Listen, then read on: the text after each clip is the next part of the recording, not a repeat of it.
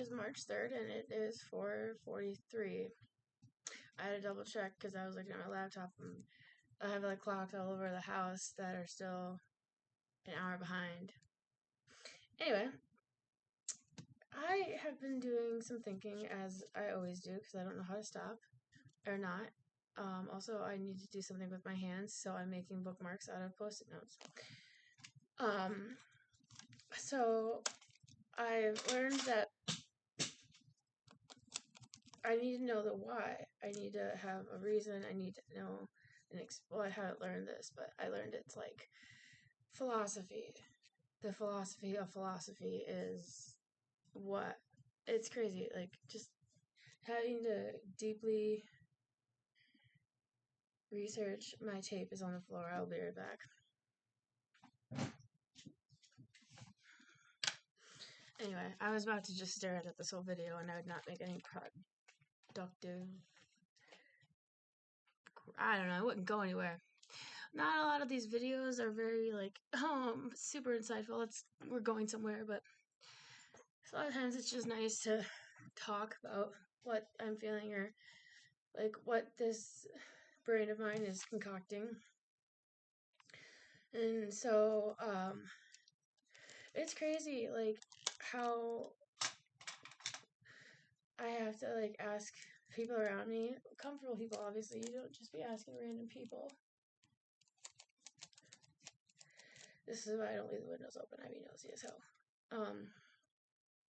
Like, if what you're hallucinating, or if, basically, what you're hallucinating is real, and questioning if you in that moment are in reality, or if you're hallucinating, or if you're detached from reality, and then you have to wonder, okay, what may have triggered this hallucination? And I'm going to tell you right now, healing is exhausting, but it's so beautiful. And so I can understand why a lot of people don't heal their hurt, just because if all you know is hurt and trauma, it's going to be hard to get out of that headspace. It's going to be hard for you to look past all of that and be like a healing being.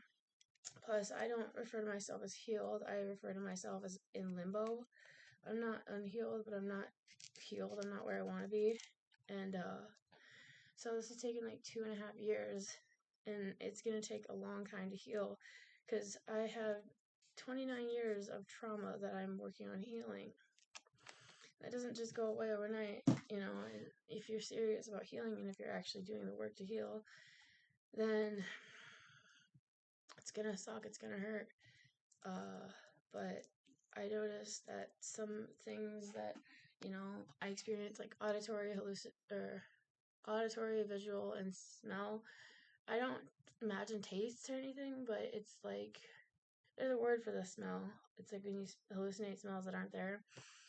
But I'll like see things, I'll hear things, and I'll smell things. And one time I told my friend it's always bad smells, and they said, I wonder if it's like going back to when you were younger. And I thought instantly of like a house. Well, I don't like talking badly about people who are not alive, but it was supposed to be my grandparents' house. I don't refer to my dad's family as my family because family isn't blood, and they abandoned us when my parents got divorced. So I was wondering if that smell that I always smell bad is like reverting to, like, you know, going to my grandparents' house, my dad's parents. And I wonder how often I did that, or like, I don't know. I just want answers, and I don't think the philosophy of healing. I don't know. I just know that the philosophy. I'm just gonna double check. I'm gonna Google philosophy, but I'm pretty sure I'm using it correctly.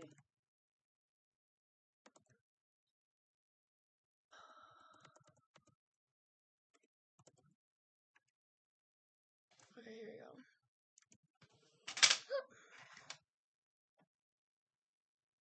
Okay, yes, it's a study of the fundamental nature of knowledge, reality, and existence, especially when considered. Basically, philosophy in simple terms is the study of knowledge, truth, meaning, and the pursuit of wisdom. That's cool. I like that. But yeah, so that's what philosophy is. And so, I think the philosophy of healing is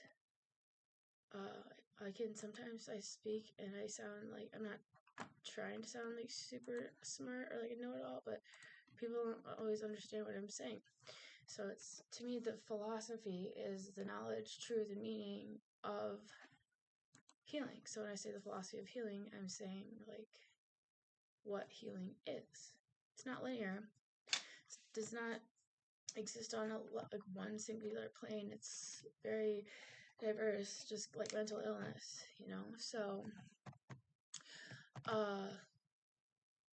last week I experienced a trigger. I was triggered into mania, which is crazy because I got put on a mood stabilizer, and in my head I thought that this would prevent me from having manic episodes. That's not what it does, but it can help me identify why I experienced that manic episode, and hopefully moving forward not have a manic episode because of this event. So certain things can induce mania. I thought that was interesting. I like talking to the people I surround myself with, and I have certain people who will reach out to me and ask me questions about mental health or say that I inspire them, and it's basically what I'm here for. I was looking for my purpose in life my whole life. I just didn't feel like I had a purpose, and this gives me purpose. It makes me feel like I'm making an impact, like I'm inspiring people around me to, take control of their life. And I was like a really bad addict and alcoholic. Like I was one of those people that like people didn't think were ever gonna get clean. I didn't think I was ever gonna get clean. Like I anticipated that that would be the rest of my life. So just proud of the growth I made. Anyway, be kind to someone today. It costs nothing to be kind. Kindness literally costs you nothing, and you can make someone's whole entire day. All right, that's it for now.